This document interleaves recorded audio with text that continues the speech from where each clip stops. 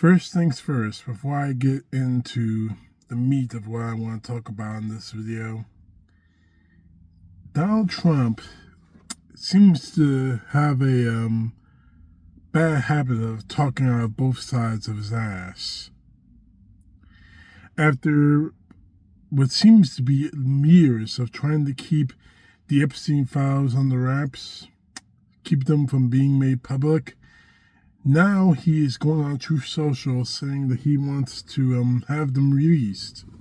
That he's urging Republicans in Congress to release the files because, quoting him, he has nothing to hide. Bullshit. And that he, that somehow this is all just the same Democratic hoax. His phrase, Democratic hoax. So he's talking out both sides of his ass. You could release the files in a heartbeat, Trump. But instead, you kept lying your ass off and continue to lie your ass off about what's in the files, which shows to me, it shows to anyone with half a brain that there's something in those files you don't want people to see. Which gets to what I really want to talk about. Marjorie Taylor Greene is on the outs with the MAGA. And when I say on the outs with the MAGA, I mean really on the outs. I'm going to do what I rarely do here, and let's read the full 3-part version of Donald Trump's truth to Marjorie Taylor Greene. And forgive me if I laugh at some of this, and you might hear some other things or see some other things in this segment, but I have to, because this is just too funny to read. I'm withdrawing my support and endorsement of Congresswoman, you see it's in the captions, Marjorie Taylor Greene of the great state of Georgia. Over the past few... I have to laugh at this. Over the past few weeks, despite my creating record achievements for our country, including a total and complete victory of the shutdown, bullshit, closed borders, bullshit, lower taxes, bullshit, no men and women's sports or transgender for everyone, crazy bullshit, ending DEI, racist bullshit, stopping Biden's record-setting inflation, bullshit, biggest regulation cuts in history. That is pretty much true considering the fact that you're a greedy bastard. Stopping 8 wars, bullshit. Rebuilding our military, huge bullshit. Being respected by every country in the world, as opposed to being the laughingstock that we were just 12 months ago, bullshit. Having trillions of dollars, record-setting investing in the USA, bullshit. And having created the hottest country anywhere in the world from being a dead country just 12 months ago, and so much more. Bullshit. All of this is bullshit. And here we go. All I see is the wacky Marjorie do is complain. It seems to have all began when I sent her a post stating that she would not run for a governor or senator as she was 12% and didn't have a chance unless, of course, she had my endorsement, which wasn't about to get. She had told many people that she was upset that I don't return her phone calls anymore. But with 219 congressmen, women, 53 senators, 24 cabinet members, and almost 200 counties, and an otherwise normal life to lead, I can take a ranting lunatic's calls every day. I can't take a ranting lunatic's calls every day. That is very funny considering the fact that you're a damn ranting lunatic, Trump. I understand their district in Georgia that they're fed up with her and her antics, and if the right person runs, they'll have my complete and undying support. Basically, you're looking for another Trump war. She has gone far left, even during The View with the low IQ Republican hating anchors. Thank you for your attention to this matter. Make America great again. Oh boy. This is part 2. Lightweight Congresswoman, Marjorie Taylor Brown. Green grass turns brown when it begins to rot. Oh boy.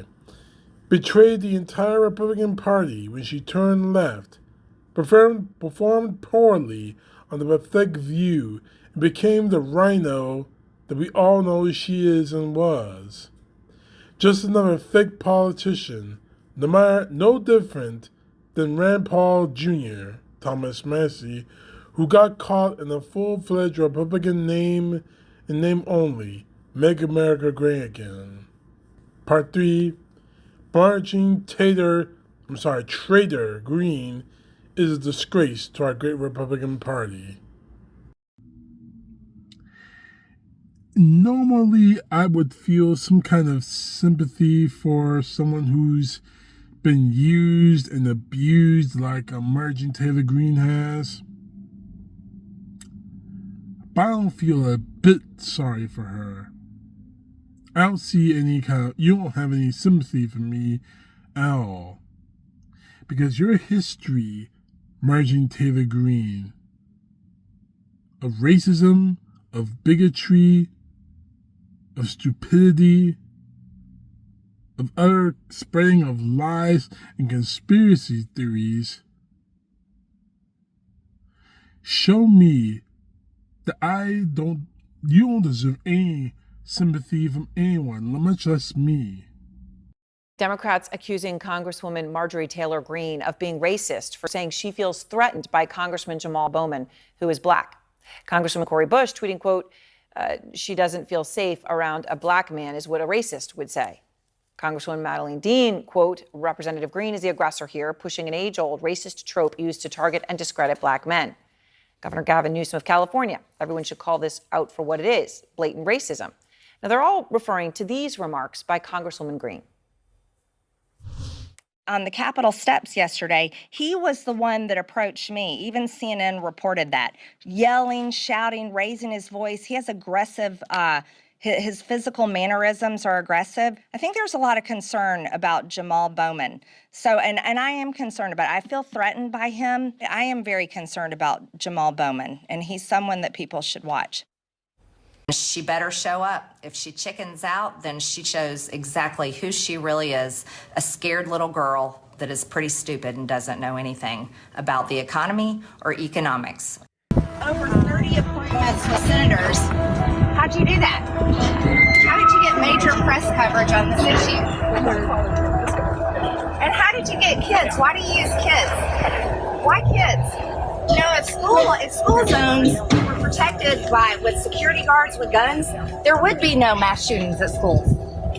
Do you know that? The best way to stop the bad guy with a gun is with a good guy with a gun. Do you know what we're here for? You know we're here about AG. I don't think you know what you're here for. Well, you the one talking about. I think your fake eyelashes are messing up. No, ain't nothing. Hold on. Listen. Order, Mr. Chairman. That's beneath you. In that room? No, absolutely not. I mean, everything I said is correct. It's how the American people feel. It's what we know to be a fact. It's all the evidence has been proven true. We have Jamie Raskin in there accusing us of worshiping Trump. worshiping as a convicted felon. He is a convicted felon. Well, yeah, so is George Floyd. And everybody, and you all too, the media worship George Floyd. Democrats worship George Floyd. There were riots burning down the fucking country over George Floyd, and Raskin is in there saying we worship him. Excuse me, let me correct you, and this is really important. I don't worship, I worship God. God. And Jesus is my savior. I don't worship President Trump. And I'm really sick and tired of the bullshit annex I have to deal with constantly from the Democrats. So that's what we just went through in there. And then they're sitting there, they can attack my character all day long. What's his face in there, whoever was talking last was calling me insane. But yet we can't say, oh, they're attacking my character. Oh no, it's nonstop BS and annex. You wanna know why? The Democrats don't have anything. They're responsible for the lockdowns, forced vaccinations, kids being forced to stay home, people committing suicide, and all the horrors that this country lived through during COVID. Fauci belongs in prison. He should be tried for mass murder, and he should be tried for crimes against humanity. That's how I feel after that hearing. That's how the American people feel. Ever since you came to Congress, it has been nothing but a shit show. You don't take anything seriously. You make everything into a joke. You parade around Fox News, pandering Donald Trump's talking points of, it's all rigged against me, they're all against me. When victims of police brutality came to speak with you, you disrespect them on every opportunity. You vote against agendas that will help our American servicemen. Because the reason why you are against those agendas is because Biden was president. And speaking of which, you made a total ass of yourself while Biden was president and speaking during the State of the Union addresses, screaming like a banshee every time he spoke. You and Lauren Boebert. So you expect me to feel some sympathy for you now that you're MAGA's #1 target now? I don't. That's what you've done, Boebert. You made your bed, and now you're going to have to lie in it.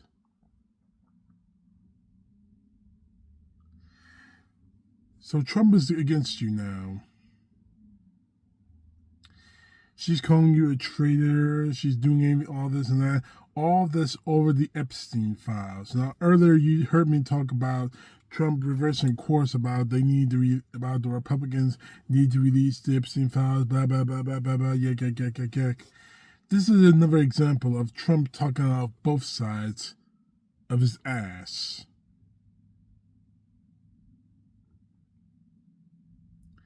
Trump, we know you're in the Epstein files. We know this. You spent the year.